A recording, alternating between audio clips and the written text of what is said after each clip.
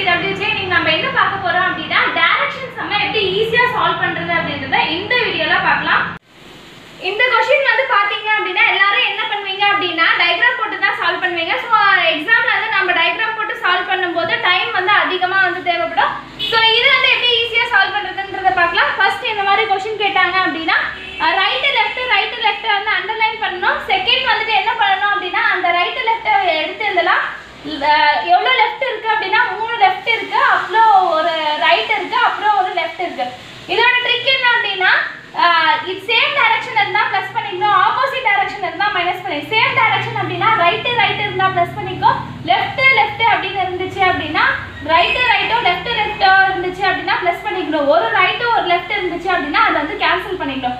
அதே மாதிரி தான் இதுல வந்துட்டு கேன்சல் பண்ணலாமா, ஒரு ரைட் ஒரு லெஃப்ட் இருக்கு கேன்சல் பண்ணிட்டோம், இன்னும் 3 லெஃப்ட் வந்து இருக்கு.